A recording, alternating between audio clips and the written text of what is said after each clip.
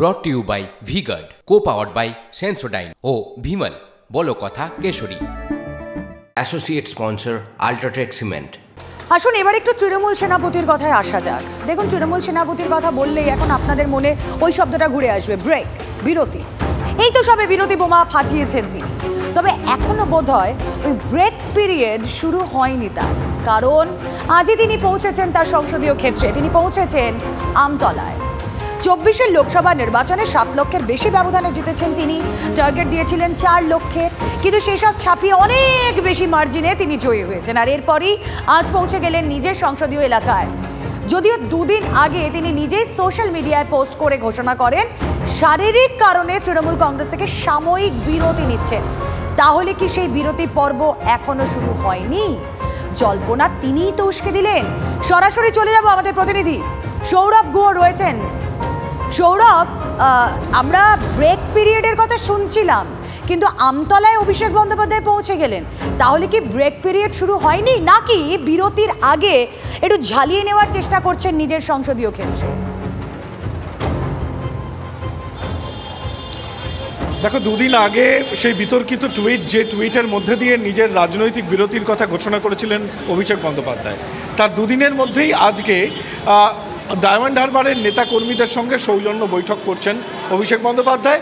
তার ঘনিষ্ঠ মহল ইতিমধ্যেই তার টুইটের ব্যাখ্যা দিয়েছে, জানিয়ে চর্চা তুঙ্গে রাজ্য রাজনীতিতে। তার বিরতি এখনও শুরু হয়নি। কিছু শারীরিক মানে কিছু চিকিৎসা সংক্রান্ত তার কিছু কর্মসূচি আছে এবং তারপরে তিনি বিরতিতে যাবেন। তবে এই মুহূর্তে তার বিরতি যে শুরু হয়নি তা আমতলায় বোঝা যাচ্ছে। তার কারণ ডায়মন্ড হারবারে যারা তাকে 7 লাখ মার্জিনে জিতিয়েছেন, সেই কর্মী, সমর্থক, সংগঠক তারা কিন্তু এসেছেন অভিষেক বন্দ্যোপাধ্যায়ের যে সাংসদ যে অফিস, সেই কার্যালয়ে তার সঙ্গে কথা বলবার জন্য। সবথেকে বড় কথা, যে ইঙ্গিতবাহী টুইটটি তিনি করেছেন তা নিয়ে কি কোনো ব্যাখ্যা তিনি তার নিজ মুখে দেবেন, এমন প্রত্যাশা নিয়েই কিন্তু সবাই তাকিয়ে আছে অভিষেক বন্দ্যোপাধ্যায় যদি কিছু এই টুইটের ব্যাখ্যায় কিছু বলেন, কারণ যাবতীয় ব্যাখ্যা উঠে এসেছে তার ঘনিষ্ঠ মহল সূত্রে। রুমেলা, ধন্যবাদ সৌরভ। আসন্ন উপনির্বাচন, প্রার্থী তালিকা আউট, আর সেখানে কি দেখা গেল জানেন? পুরনো প্রার্থীদের ওপরই আস্থা তৃণমূলের। সদ্য সমাপ্ত লোকসভা নির্বাচনে হেরেছিলেন কৃষ্ণ কল্যাণী ও মুকুটমণি অধিকারী, কিন্তু তাতে ভরসা এতটুকু কমেনি। তারই প্রমাণ তো এই তালিকায়। লোকসভা নিরিখে রায়গঞ্জ বিধানসভায় কৃষ্ণ কল্যাণী পিছিয়েছিলেন প্রায় 40,000 ভোটে। মুকুটমণি রানাঘাট দক্ষিণে পিছিয়েছিলেন 30,000-এরও বেশি ভোটে। এরপরও এই 2 প্রার্থীকে উপনির্বাচনে দাঁড় করালো তৃণমূল। মানিকতলার ভোট সামলাতে আসরে নেমেছিলেন খোদ মুখ্যমন্ত্রী। সাধন পাণ্ডের স্ত্রী শুক্তির ওপরই ভরসা মুখ্যমন্ত্রীর। আমি একজন দলের সচ্চা সিপাহী, একনিষ্ঠ কর্মী। দল আমাকে যে দায়িত্ব দেবে সেটা আমি অক্ষরে অক্ষরে পালন করব। দল আবার আমার পুরো আস্থা রেখেছে। হ্যাঁ, আমি লোকসভায় দাঁড়িয়েছিলাম, হয়তো ব্যর্থ হয়েছি, বিধানসভায় আস্থা রেখেছে। আমি নিশ্চিত নিজের 100%টা দেব। লোকসভার সময় একটু ভ্রমিত হয়ে মতদান করেছিল, কিন্তু যেই হিসাবে রায়গঞ্জবাসী আফসোস জাহির করছেন, তাতে আমার মনে হয় রায়গঞ্জবাসী তৃণমূল কংগ্রেসকে এই আসনটি এবার উপহার দিয়ে ফিরিয়ে নিয়ে আসবে।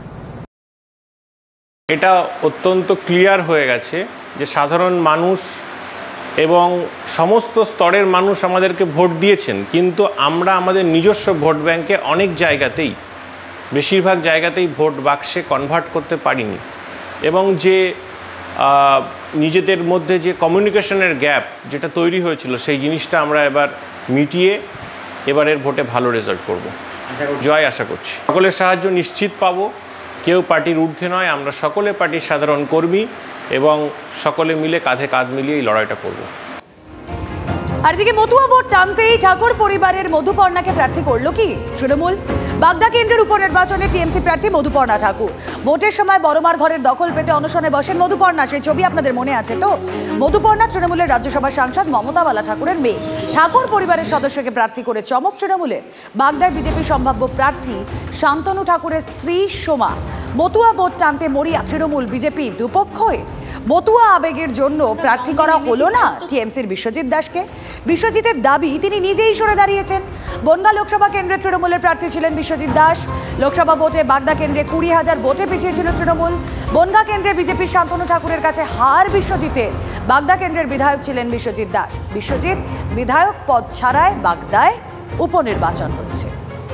মুখে তার কথার শেষ নেই কখনো, কিন্তু সেই সদা সরব দিলীপ ঘোষ হঠাৎ নীরব। আজ থেকে সংবাদ মাধ্যমকে কিছু বলবো না, যা বলার জনগণকে বলবো, মন্তব্য দিলীপ ঘোষের।